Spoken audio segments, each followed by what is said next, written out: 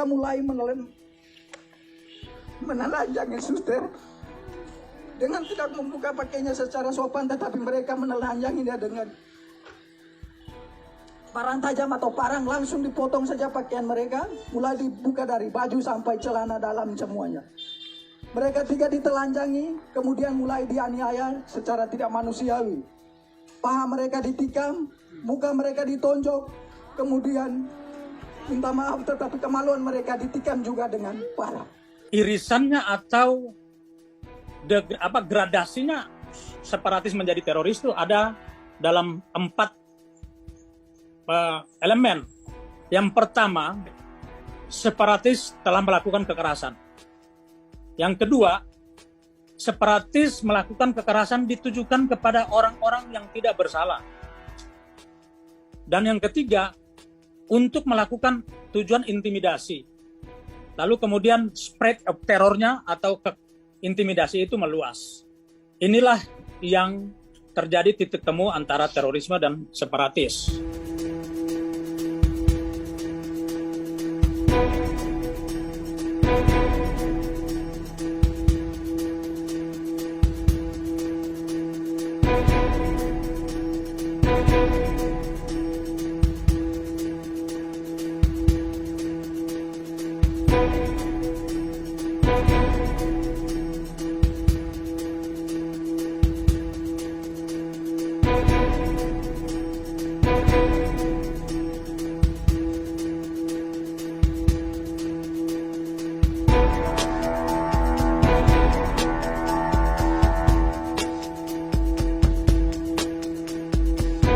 Beberapa kasus yang terjadi di Papua, pembakaran, pembunuhan, dan sebagainya, kita bisa lihat KUHP kita juga mengaturnya. Ya, ada ancaman pidana terhadap pembakaran, pengerusakan, pembunuhan, yang ancaman pidananya itu lebih dari 4 tahun. Dengan kategori tersebut, dia masuk dalam kategori jenis kasus yang bisa dikatakan transnational organized crime. Salah satu prinsip lagi yang perlu juga kita bijaki atau kita pedomani sebagai landasan kajian terorisme adalah ketidakbersalahan korban. Jadi pada prinsipnya terorisme itu ditujukan kepada orang-orang yang tidak bersalah, yang tidak ada hubungannya dengan pelaku.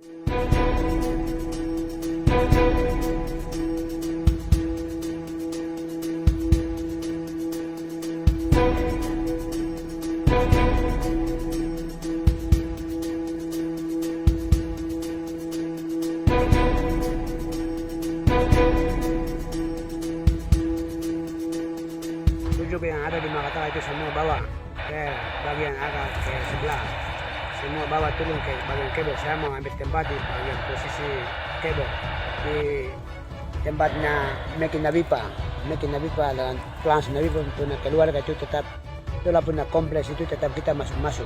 Nah, kirim surat PO karena saya mau bunuh orang di Kabupaten Narotali, galang-galang saya punya uang 2.350.000.000.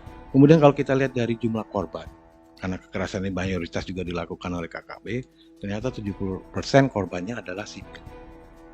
Jadi sebetulnya kalau kita mau lihat dari sisi HAM, kemudian kita lihat dari ilmu hukum humaniter internasional, dan juga kita lihat kepada undang-undang nasional kita yang terkait dengan undang-undang terorisme, justru ini is a big no-no.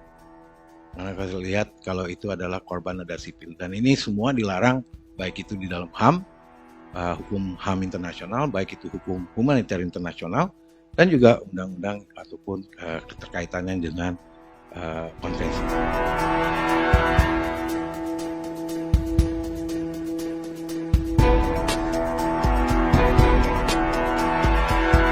Nah, kalau kita lihat kasus Papua, ini bisa pelakunya itu ada kerjasama dengan luar negeri. Buktinya banyak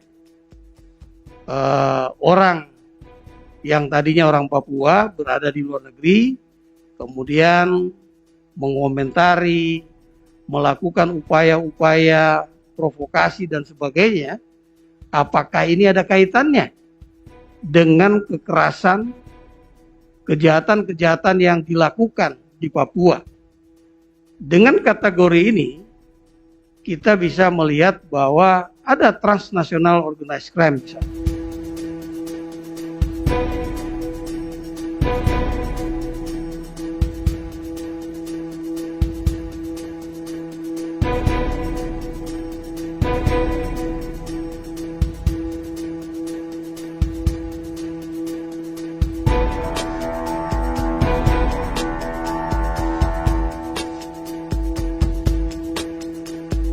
Perbedaan dasar prinsip antara terorisme dan separatis itu ada dalam dua hal.